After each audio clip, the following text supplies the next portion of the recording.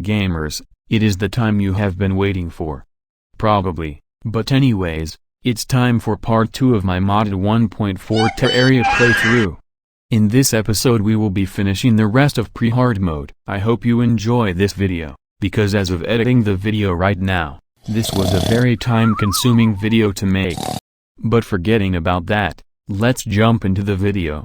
Beginning right where we left off, we have just slain the mushroom-infested crab for the 3rd time. This was so we could research its loot bag. This ended up rewarding us with the mushroom plasma root, which would increase the duration of rage mode by 1 second. What's rage mode, you may be asking? Well, I will explain that right now. Rage and adrenaline are the 2 bars located next to the hotbar which appear in response to revenge ants being turned on by a player who hasn't already been tortured enough by the already present difficulty of the Calamity Mod. Rage mode increases if an enemy is near you, deals damage to you. The rage meter fills is tripled if a boss is near you. Once the bar is full you can press a button to gain the rage buff, which boosts all damage by 35%. The adrenaline meter fills if a boss is alive and you don't take damage. If even a slight breeze hits you, your adrenaline meter will reset to 0. Once your adrenaline meter fills up, you can press a key to drain the meter and gain 200% extra damage, which can at times save you if you are close to death and slay the boss you're fighting. Anyways, after opening some goodie bags, we return back to the surface. I return to buying potions from the brewer NPC to prepare for the world's dumbest boss in my opinion.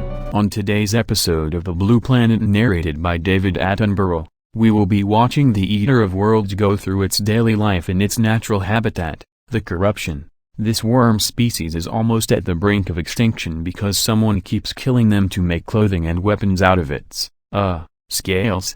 Whenever a segment of the worm dies, if it isn't the head, you would be dumb enough to make the worm split into 2 worms, and last I checked, 1 is not bigger than 2. At some point the worm gets very angry and starts spitting these gross green fireballs, somehow, which inflicts a green fire onto the attacker, which in turn, hurts, because it's fire. Eventually the worm dies. The end. Thank you for tuning into this episode of The Blue Planet. After exploiting the Eater of Worlds for easy views for our television host National Geographic, we then use the scales that the worm somehow has to make literally nothing, and begin preparations for the hive mind, which is one of my favorite boss fights added by the Calamity Mod, especially at boss music.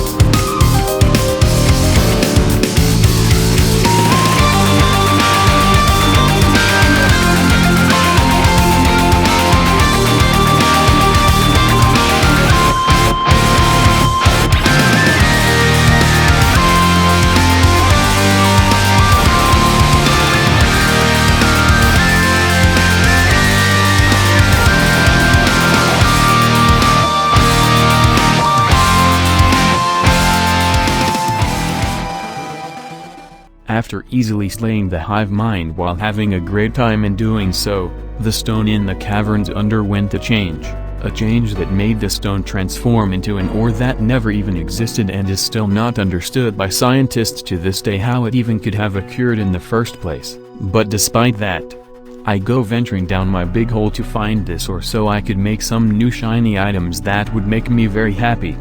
While doing this, I venture to the abandoned lab located in the sunken sea to find an unencrypted schematic left by a certain scientist that will be mentioned in the not-so-near future.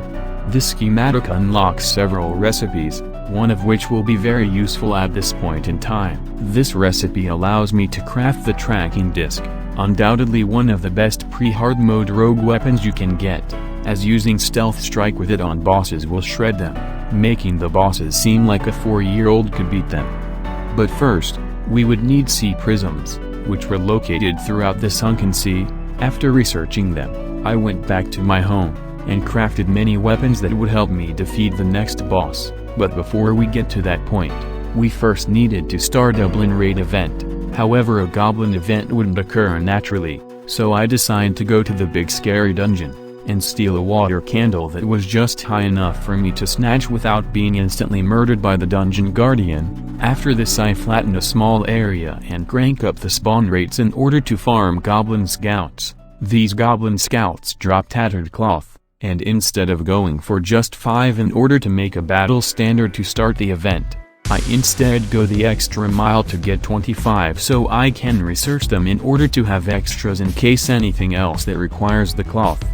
After a little while, we end up getting the 25 needed to research. I then look into my special little mirror and go back home. So I then started the Goblin Raid event, which went a lot slower than I thought it would. After almost dying of boredom, I finish the event, and go to the caverns to find the Goblin Tinkerer, which with the strategy I used, made finding him relatively easy. After this event, I made my way over to the dungeon to fight the next boss, which breaks the laws of physics. I won't bore you with another montage of me beating the boss, so instead I will just explain the boss I guess. When talking the senile old man at the entrance to the middle school's attempt to make a scary haunted house, he suddenly combusts into a big floating skull with skeleton arms. Sans will constantly try to slap you silly and spin his head to try and give you a concussion worse than when you get tackled by the athlete in the football practice. Once his arms are gone, Sans will shoot little baby skulls to attempt to rupture your organs. However, circling around Skeletron's big stupid head is more than enough to dodge his head. Occasionally Skeletron will teleport around, and shoot 3 bolts, and spin his stupid head around. At 30% health, he will pull more arms out of absolutely nowhere and once again keep trying to slap you.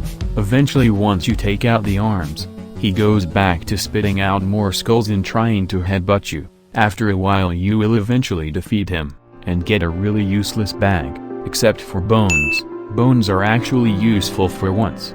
These will be used to make wings. Sadly they are kind of bad, but they're better than the paper airplanes you have for wings at the start of a journey mode playthrough. Anyways, after reforging and upgrading some of my weapons and accessories, we head over to the desert I flattened for the Desert Scourge, and begin the fight with the Slime God.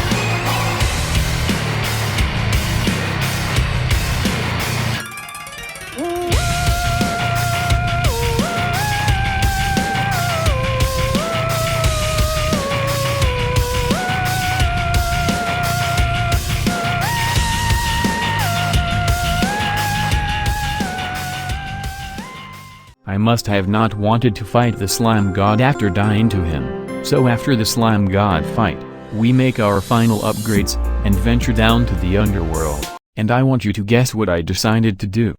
Go on, I'll wait. If you guess build a platform as a basic but effective arena, you are dead wrong. Instead, my stupid brain comes up with the idea to flatten out a portion of hell. Because I thought it wouldn't be super hard, and would make the fight a little easier.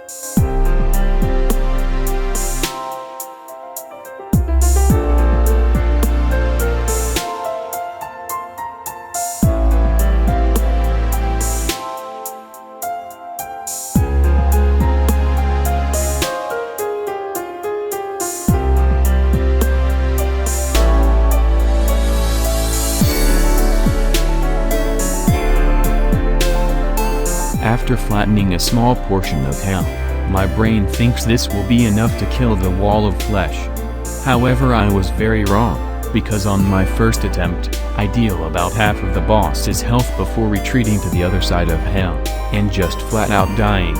So I decide to keep throwing myself at the boss.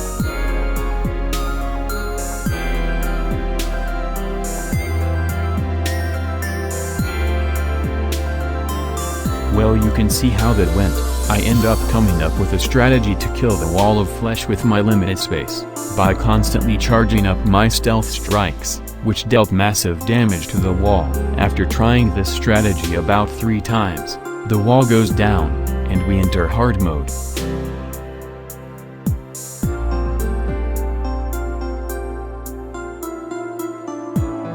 Thank you guys for watching this video. I know that it isn't as long as part 1, but I don't think that really matters. But anyways, have a wonderful day, and I'll see you guys at part 3.